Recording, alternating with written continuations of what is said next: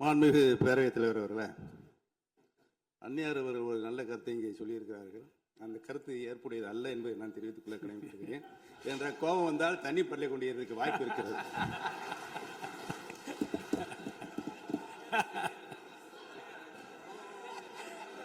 உறுப்பினர் பேசலாம்.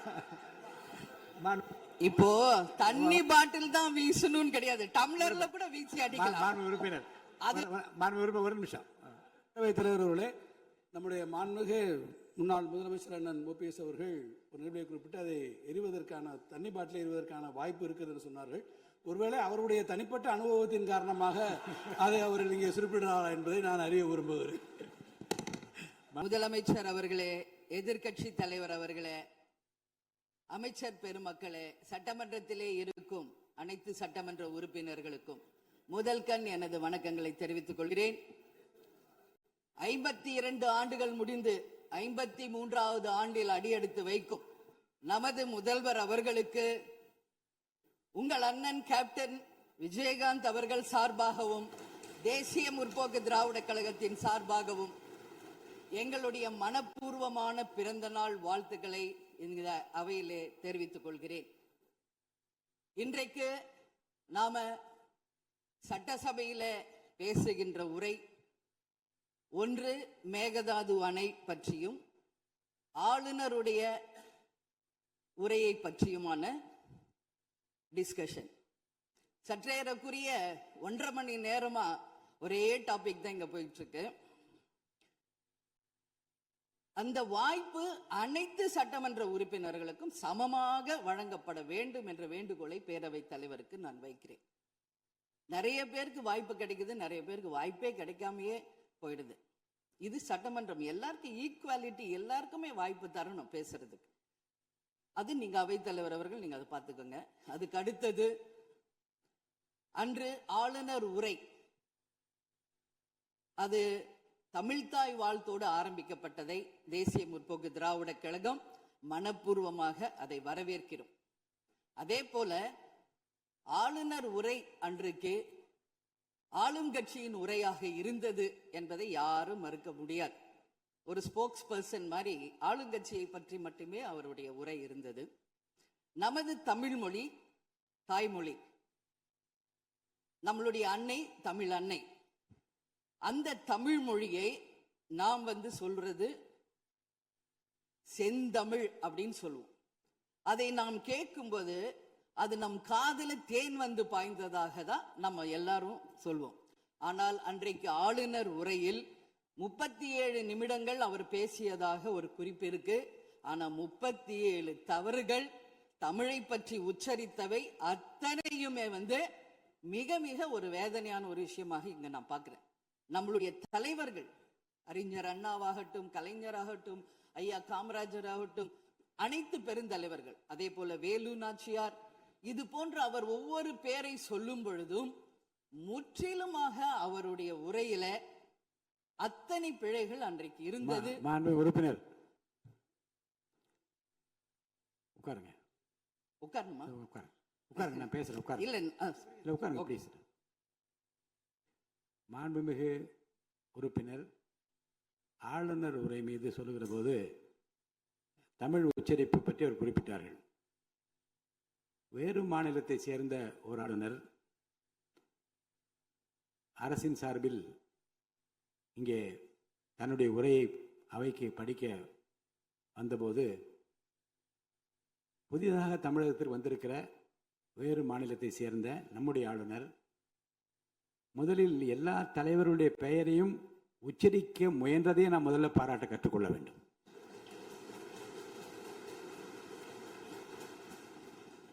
இன்னொன்று, எல்லா பெயர்களையும் விடாமல் படிக்க வேண்டும் என்று அவர் காட்டிய ஆர்வத்தை நீங்கள் பாராட்ட வேண்டும்.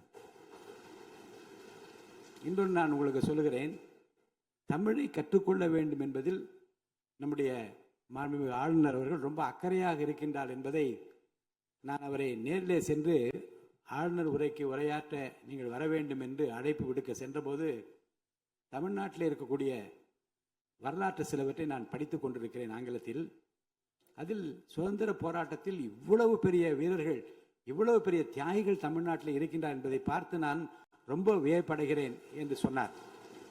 அப்புறம் இன்னொன்று சொன்னார், தமிழில் வந்தவுடனே நான் வணக்கம் என்று சொல்ல கற்றுக்கொண்டேன் என்று சொன்னார். அப்புறம் நான் சொன்னேன், இன்னும் அதிகமாக கற்றுக்கொள்ளலாம், நல்லா இருக்கீங்களா என்று கேளுங்கள் அப்படி என்று சொன்னேன். ஆங்கிலத்தில் அதுக்கு நான் மொழிபெயர் சொன்னேன், நல்லா இருக்கீங்களா என்று ஆரம்பித்தார். நான் உடனே பதில் சொன்னேன், நல்லா இருக்கேன், ஐ எம் ஆல் ரைட் என்று சொன்னேன். உடனே அதை ரிப்பீட் பண்ணார். இதை சொல்லுவதற்கு காரணம் என்ன என்றால், தமிழ்நாட்டுக்கு வந்திருக்கிற, நம் நிலைமையை புரிந்திருக்கிற, நம் உணர்வுகளை புரிந்திருக்கிற ஒரு மாண்புமிகு ஆளுநர் இங்கே படிக்க முயலுகிற போது உச்சரிப்பு வருவது கொஞ்சம் சிரமமாகத்தான் இருக்கும். ஆனால் நம்முடைய கருத்தை முழுமையாக ஏற்றுக்கொண்டு கௌரவத்துடனும் கண்ணியத்துடனும் இந்த அவையை நடத்திய அவருக்கு நாம் நன்றி சொல்ல கடமைப்பட்டிருக்கோம். மேற்கொண்டு அதை விமர்சனம் செய்ய வேண்டாம் என்று நான் கேட்டுக்கொள்கிறேன். அதை நான் ஏற்றுக்கொள்கிறேன் பேரவைத் தலைவர் அவர்களே. அட்லீஸ்ட் தேன் பாய வேணாம், ஈட்டி பாய்ந்தது அது அன்றைக்கு, இது யாரும் மறுக்க முடியாது. அதே போல இன்றைக்கு நம்மளுடைய பேரவையில் முதல்வர் அவர்களுடைய பிறந்த நாள். முதல்வருக்கு ஒரு கோரிக்கை வைக்கிறேன். இங்கு நான் சட்டமன்றத்திற்கு வந்த நாட்களிலிருந்து அவை பணியாளர்கள் எல்லாருக்கும் இது மாதிரி ஒரு டம்ளர்ல ஒவ்வொரு இடமா போய் தண்ணி கொடுத்துக்கிட்டு இருக்காங்க. இன்னைக்கு நம்ம ரொம்ப அட்வான்ஸ்டா போயிட்டு இருக்கோம். இன்னும் ஸ்டில் அந்த ஓல்டு மாதிரி போயிட்டு இருக்கு. இல்ல ஒரே ஒரு விஷயம், மாண்பு உறுப்பினர் இந்த தேன் பாய்ந்து அந்த வார்த்தை அவைக்குள் நீக்கப்படுகிறது. அதை எடுத்துருங்க. அடுத்ததுங்க, இது மாதிரி கொடுக்கறது ஒன்லி கிளீன்லினஸ் ஒன்று. அவை பணியாளர்களுக்கு நிறைய வேலை இருக்கு. ஒவ்வொரு டேபிளும் அவங்க தவழ்ந்து கொடுக்கறது நமக்கே பார்க்கறதுக்கு ஒரு மாதிரி இருக்கு. ஸோ சிஎம்க்கு ஒரு ரெக்வெஸ்ட், பெட் பாட்டில்ஸ்ல ஒவ்வொரு டேபிள்லையுமே பாட்டில்ஸ் நீங்க குடி தண்ணீர் வச்சிடலாம். குடிச்சிட்டு அவங்கவுங்க இடத்துல அவங்கவுங்க வச்சிட போறாங்க. இதனால கவர்மெண்ட்டுக்கு எக்ஸ்ட்ரா செலவும் ஒன்றும் வரப்போறது இல்லை. அவங்கவுங்க இடத்துல வச்சிடலாம் அப்படின்ற என் கருத்தை நான் சொல்றேன். ஏன்னா இது டம்ளர்ல கொடுக்கறதும் அது மறுபடியும் கேட்கறதும் அவங்க வருவதும் அவங்களுக்கு நிறைய பணிகள். அது பதில் ஒவ்வொரு சீட்ல ஒரு பெட் பாட்டில்ஸ் மாதிரி கண்ணாடி பாட்டில்ல வாட்டர் வச்சுட்டா அவங்களுக்கு தேவைக்கு எடுத்துட்டு கொடுத்துடலாம். ஸோ இது பிறந்த நாள்ல முதலமைச்சருக்கு ஒரு கோரிக்கை வைக்கிறேன். அதுக்கு நாம நெகிழியில வேண்டாம், பிளாஸ்டிக் பாட்டில்ஸ் நம்ம அலோவ் பண்ண வேண்டாம், கண்ணாடி பாட்டில்ல நம்ம வைக்கலாம். உறுப்பினர் மாண்புமிகு பேரவைத் தலைவர் அவர்களே, அந்நியார் அவர்கள் ஒரு நல்ல கருத்தை இங்கே சொல்லியிருக்கிறார்கள். அந்த கருத்து ஏற்புடையது அல்ல என்பதை நான் தெரிவித்துக் கொள்ள கடமைப்பட்டிருக்கிறேன்.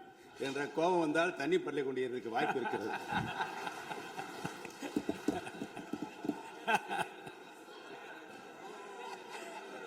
உறுப்பினர் பேசலாம்.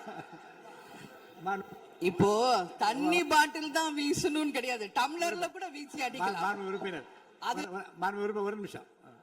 தலைவர் அவர்களே, நம்முடைய மாண்புமிகு முன்னாள் முதலமைச்சர் அண்ணன் ஓபிஎஸ் அவர்கள் ஒரு நிலையை குறிப்பிட்டு அதை எரிவதற்கான தண்ணி பாட்டில் எரிவதற்கான வாய்ப்பு இருக்குது என்று சொன்னார்கள்.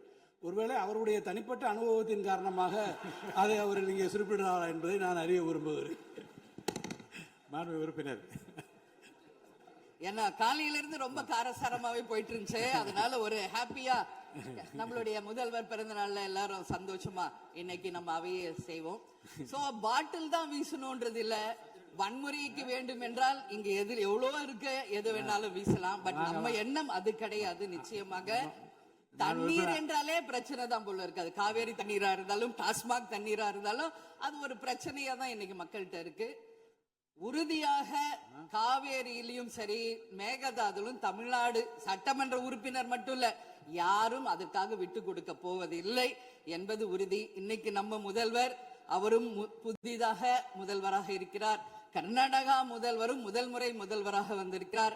கேரள முதல்வரும் முதல் முறை முதல்வராக வந்திருக்கிறார்கள். சோ 3 முதலமைச்சர்களும் ஒன்று நட்பு ரீதியாக பேசி இந்த பிரச்சனைக்கு தீர்வு காணலாம். அப்படி இல்லை என்றால் அவங்க சொல்றது கேட்கலன்னா பக்காவா நம்ம சட்ட ரீதியாக ரொம்ப ரொம்ப பழமையான ஒரு விஷயத்தை அன்னைக்கு நான் சொன்ன மாதிரி பேசிக்கிட்டே தான் இருக்கிறோம். இது முழுமையாக தீர்வடைய வேண்டும்ன்றதா எல்லாருடைய கருத்து. இன்னைக்கு நம்மளுக்குள்ள வாதங்கள் பிரதிவாதங்கள் டிஸ்கஷன்ஸ் இங்கு வந்தாலும் இது நிரந்தரமாக தீர்க்கப்பட வேண்டும் என்பதில் யாருக்கும் மாற்று கருத்து இல்லை. இப்ப 2026 இருக்கும், 2026 வரைக்கும் இது கண்டினியூ ஆகக்கூடாது, இன்னொரு 100 ஆண்டு காலத்திற்கு என்பதுதான் எல்லோருடைய எண்ணம். சோ அது நடக்கணும். அது மட்டும் கிடையாது, இன்றைக்கு நேற்று நடந்த ஒரு விஷயம் தமிழ்நாட்டில். நேற்று நான் நேரடியாக சென்று பாதிக்கப்பட்டவங்களை பார்த்தேன். Yesterday was a black day for Tamil Nadu. Sunday black சண்டேவாக நேற்று இருந்தது. இதுவரைக்கும் தமிழகம் காணாத ஒரு பேர் விபத்து அது. இன்னைக்கு பேரிடர் எவ்வளோ பிரச்சனைகள் இருந்தாலும் ஒரு அமோனியா தாக்குதல்ல இத்தனை பேர் பாதித்தது தமிழக வரலாற்றில் முதல் முறை. அனைவரும் வடநாட்டை சேர்ந்த பெண்கள், 20 வயசுலேருந்து 25 வயசுக்குள்ள இருக்கிற இளம் பெண்கள். அவங்கள நேரா பார்க்கும்போது மிக மிக மனசுக்கு கஷ்டமாக இருந்தது. என்ன ஃபேஸ்ல பார்க்குறோம், உதடு, காது, மூக்கு எல்லாம் ப்ளீட் ஆயிட்டே இருக்கு. அப்போ டாக்டர்ஸ் அங்க எக்ஸ்பிளைன் பண்ணாங்க, இங்க வெளியே நம்ம என்ன பார்க்கிறோமோ அதுதான் இன்னர், அதாவது லங்ஸ். இதை பற்றி ரொம்ப விரிவான விளக்கத்தை எல்லாம் அமைச்சர் அளிச்சுட்டாங்க. சுருக்கமா அதை நான் பார்த்தேன், சரியானதுதான். நீங்க மேற்கொண்டு அதை பற்றி பேச ஆளுநர் உரைக்கு நன்றி தெரிவிக்கிற கருத்துக்கு வந்திருக்கீங்க நீங்க. கண்டிப்பா. அதனால நான் நினைச்சேன் இன்னைக்கு ஒரு நிமிஷம் அவங்களுக்காக நம்ம மௌன அஞ்சலி செலுத்துவோம் என்று நான் எதிர்பார்த்தேன். இருந்தாலும் பரவாயில்லை. சோ அவங்களுக்கு நான் நேத்தே சொன்னபடி முதலமைச்சர் அவர்கள் 2 லட்சம் ரூபாய் கொடுத்திருக்கார். உடனே அமைச்சர்கள் போய் பார்த்தாங்க.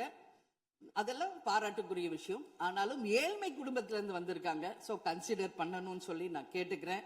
உரிய சிகிச்சை தரப்படுகிறது. அவங்க பிழைப்பது நிச்சயம் கடவுள் கையில இருக்கிறது. சோ எல்லாரும் அவங்களுக்காக ப்ரே பண்ணுவோம் சொல்லி இந்த நேரத்தில் நான் கேட்டுக்கொள்கிறேன். ஒரு பெண்ணா அந்த பெண்களை பார்க்கும்போது என்னால் அதை ஏற்றுக்கொள்ள முடியலை. அதனாலதான் சபையில் அதை நான் பேசுகிறேன். அதே போல இன்னைக்கு முதல் முறையாக மற்ற சப்ஜெக்ட் எல்லாம் பேசிட்டு இருக்கேன். என்னுடைய தொகுதியை பற்றி இதுவரைக்கும் நான் பேசவே இல்லை. நான் சட்டமன்ற உறுப்பினராக வெற்றி பெற உறுதுணையாக இருந்த திராவிட முன்னேற்ற கழகத்திற்கும் அதன் தலைவர் அண்ணன் ஸ்டாலின் அவர்களுக்கும் இந்த நேரத்தில் என் நன்றிகளை தெரிவித்துக் கொள்கிறேன். விருதாச்சலம் தொகுதி 2006 புரட்சி கலைஞர் கேப்டன் அவர்கள் முதல் முறையாக வெற்றி பெற்று ஒரு சரித்திர சாதனை படைத்த தொகுதி. மீண்டும் அந்த தொகுதியிலேயே என்னை வெற்றி பெற செய்த விருதாச்சலம் தொகுதி மக்களுக்கு என்னுடைய மனப்பூர்வமான நன்றிகளை இந்த அவையிலே தெரிவித்துக் கொள்வதில் பெருமை அடைகிறேன். அதே போல அந்த விருதாச்சலம் தொகுதி மக்களுக்கு நான் என்னைக்கும் உண்மையாக இருப்பேன், நேர்மையாக இருப்பேன் என்பதையும் இந்த நேரத்தில் தெரிவித்துக் கொள்கிறேன். அவைத்தலைவர் அவர்களே, இதுல விருதாச்சலம் தொகுதிக்கு தேவையான அத்தனை விஷயங்களும் நான் எழுதியிருக்கேன். அவை நேரத்தை நான் அதிகம் ஏற்றுக்கொள்ள எல்லாருக்கும் வாய்ப்பு தரணும் அப்படின்றதுனால ஒரு 3 பாயிண்ட் மட்டும் சொல்றேன். முடிந்த பிறகு இதை உங்க நேரடியா உங்க கையில் நான் தருகிறேன். அதை நீங்கள் எடுத்து தீர்மானமாக நிறைவேற்றி தரணும்னு சொல்லி கேட்டுக்கிறேன். விருதாச்சலம் ஒரு மாவட்டமாக அறிவிக்கப்பட வேண்டும் என்று ஒரு நீண்ட நெடிய கோரிக்கை பல ஆண்டுகளாக இருக்கிறது. அதுதான் அங்கு எல்லா மக்களினுடைய விருப்பம். அதை நீங்கள் முதல்வர் அவர்களும் அவைத்தலைவர் அவர்களும் கவனத்தில் கொண்டு விருதாச்சலத்தை ஒரு தனி மாவட்டமாக அறிவிக்க வேண்டும் என்பதை இந்த நேரத்தில் நான் சொல்கிறேன். அதே போல பீங்கான் தொழிற்சாலை மற்றும் கல்லூரி தமிழ்நாட்டில் வேறு எங்குமே கிடையாது. அது விருதாச்சலத்துல மட்டும்தான் இருக்கு. கவர்மெண்ட் அந்த ஃபேக்டரியும் சரி, ஒரு காலேஜும், பட் ரொம்ப ரொம்ப ஒரு நலிவுற்ற நிலையில் இருக்கிறது. சோ அதை நீங்க கட்டாயமாக மிகப்பெரிய அளவுல டெவலப் பண்ணி அதன் மூலம் வேலை வாய்ப்பையும் அதே நேரத்தில் எக்ஸ்போர்ட் பண்றதுக்கும் கட்டாயம் அரசு நிச்சயம் எங்களுக்கு ஒத்துழைக்க வேண்டும் என்பதை கேட்டுக்கொள்கிறேன்.